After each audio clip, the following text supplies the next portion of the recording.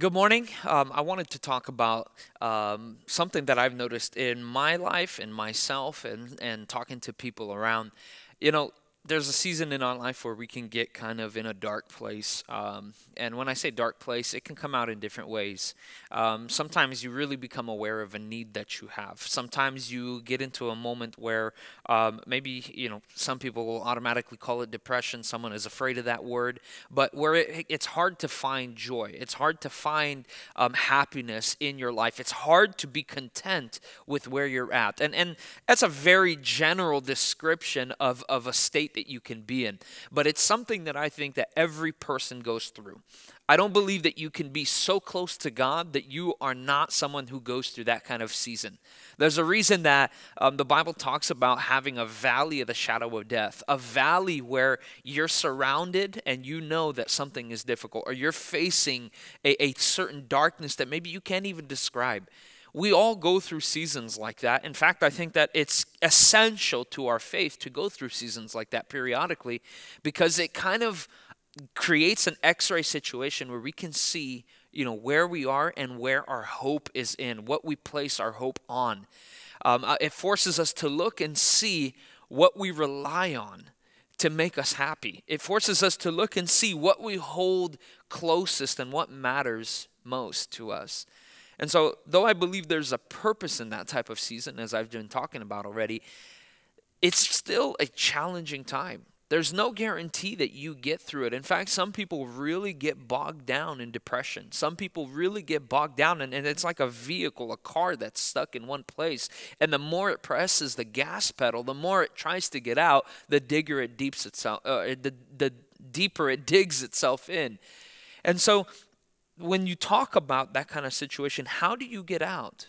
What do you do to get out of a moment like that?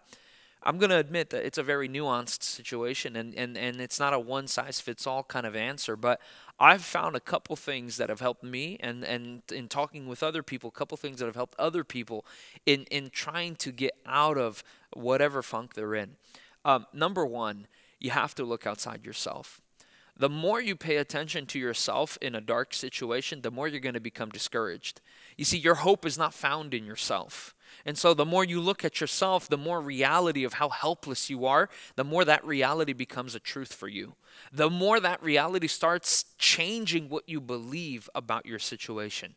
The more you look at yourself, the more you see that you can't get out, and the more you give power to that situation over you. So the biggest mistake is constantly thinking about your moment and yourself and how hard it is for you. One of the best moments that I think, kind of surprising moments that we have when we're in a dark situation is when you lift up your eyes for a second and you see other people in need around you. Sometimes it's a very sobering moment when you look up and you pick up your eyes and you see that there is need around you, that you're not the only one going through something. Sometimes you look up and you see somebody who's going through something much more difficult. And what it does, it puts into perspective your problem. It puts into perspective your hardship. And in a weird way, you become encouraged. Not because you see someone lower than yourself, but because you see that other people are in need. The biggest moment is that you take your own eyes off yourself. I think that's the liberating moment. And so, number one, stop just thinking about yourself. Yes, you're in a problem. Yes, maybe you're going through something hard. But number one, you have to look outside of yourself. Number two, where do you look? And I know this is something that's basic for all of us, but it's a conscious decision every day. Even when it seems like it's not working, you have to keep your eyes on Christ. You have to keep your thoughts on not just positive things, but on the truths of God. See, positive thinking is not a power. It's not something that you can use to wield to, get yourself out.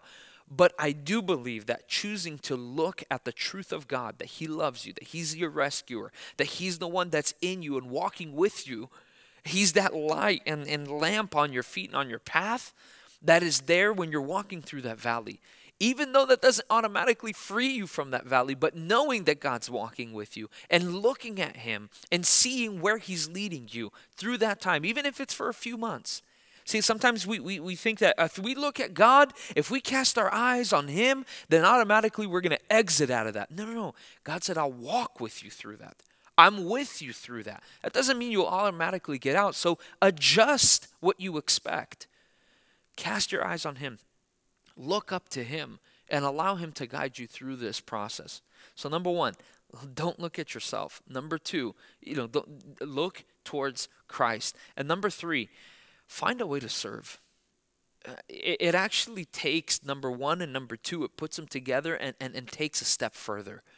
When you find someone to serve, or you find a situation to serve in, so for example, if you're going through something hard, you feel like, man, I don't have enough money, I don't have enough this, I don't have enough that, find somebody that you can serve and give to. Join a ministry that you can do and serve other people. Very quickly, you're going to see that it's so much better to give than to receive. Very quickly, you'll see how much you receive from God as you give to others. Those 3 steps are so simple. I know they're so simple and they're very general. But for me, I've found that they are profound in getting me out of a darkness, in getting me out of self-pity, getting me out of that kind of a moment and into the place where God wants me. God bless you as you navigate this path that we call life.